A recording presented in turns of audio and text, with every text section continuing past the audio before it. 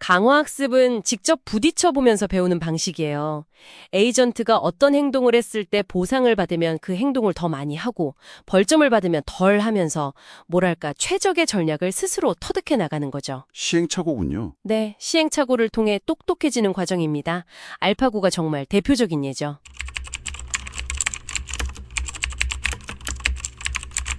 AI, 머신러닝, 딥러닝 이 이름들은 참 익숙한데 정확히 뭐가 다르고 또 이 기술들이 어떻게 우리 삶을 바꾸고 있는지 그 핵심만 좀 빠르게 파악하고 싶으셨죠? 네, 맞아요. 오늘 저희가 그 복잡한 개념들 속에서 가장 중요한 알맹이만 쏙쏙 뽑아드릴게요. 맞습니다. 이게 뭐랄까 마치 지도 없이 막 탐험하는 그런 기분일 수 있는데 오늘 저희가 좀 믿음직한 가이드가 되어드리겠습니다. 좋습니다. 네, AI라는 큰 그림부터 시작해서요.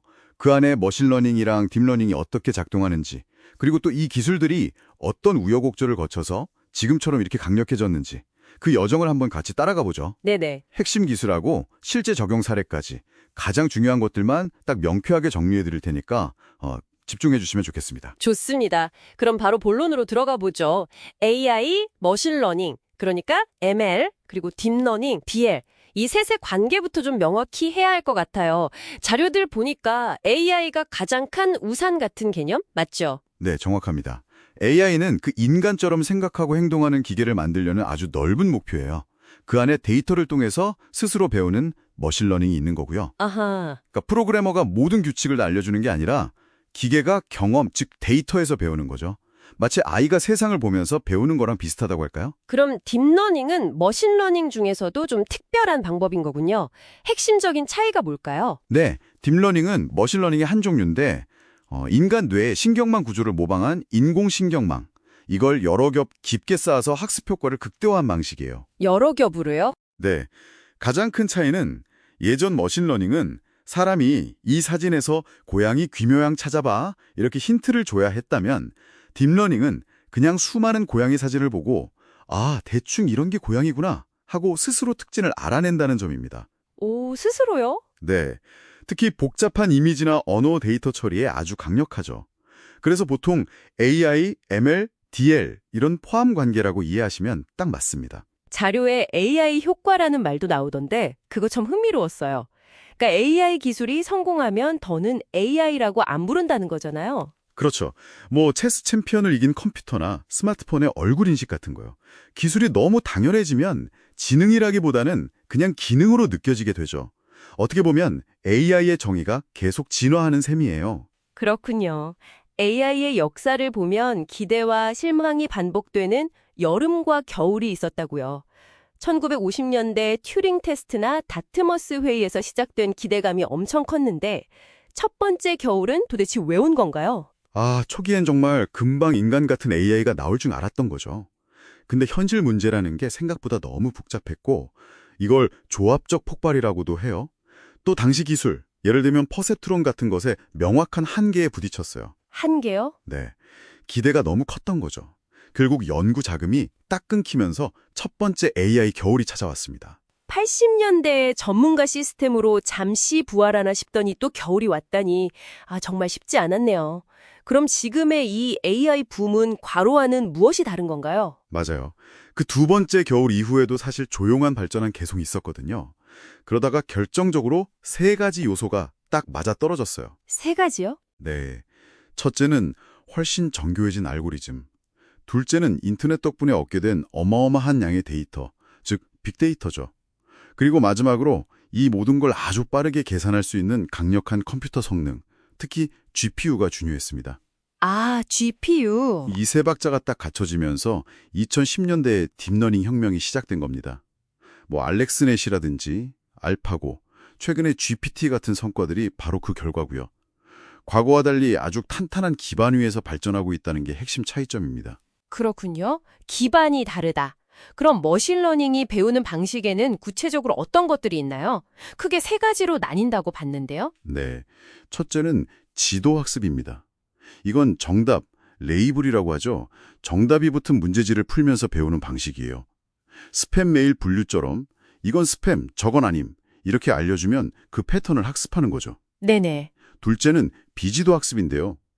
이건 정답 없이 데이터 속에서 스스로 숨겨진 규칙이나 어떤 그룹을 찾아내는 거예요. 예를 들면 비슷한 취향의 고객들을 이렇게 묶어보는 것 같은 거예요. 아, 정답 없이. 마지막 강화학습은 주로 게임 AI 같은 데 쓰인다고요? 맞습니다. 강화학습은 직접 부딪혀 보면서 배우는 방식이에요. 에이전트가 어떤 행동을 했을 때 보상을 받으면 그 행동을 더 많이 하고 벌점을 받으면 덜 하면서 뭐랄까 최적의 전략을 스스로 터득해 나가는 거죠. 시행착오군요. 네, 시행착오를 통해 똑똑해지는 과정입니다. 알파고가 정말 대표적인 예죠. 이제 딥러닝의 핵심 엔진이라고 할 수 있는 아키텍처 얘기를 좀 해볼까요? CNN, RNN, 트랜스포머 이 세 가지가 자주 언급되던데 간단히 설명해 주실 수 있을까요? 물론이죠. CNN, 그러니까 합성곱 신경망은 이미지 인식의 달인이라고 보시면 돼요. 사진 속 물체를 알아볼 때 우리 눈처럼 먼저 부분적인 특징, 선이나 모서리 같은 거요. 그런 걸 파악해서 전체를 이해하는 방식을 모방했어요. 알렉슨의 덕분에 아주 유명해졌죠. 네, 그럼 RNN은요? RNN, 순환신경망은 순서가 중요한 데이터, 예를 들면 언어나 음성 처리에 강점이 있었습니다. 단어의 순서대로 의미를 파악하는 방식이죠. 그런데 RNN은 문장이 길어지면 앞 내용을 좀 잊어버리는 문제가 있었다면서요. 그걸 트랜스포머가 해결했다고요? 네, 맞아요.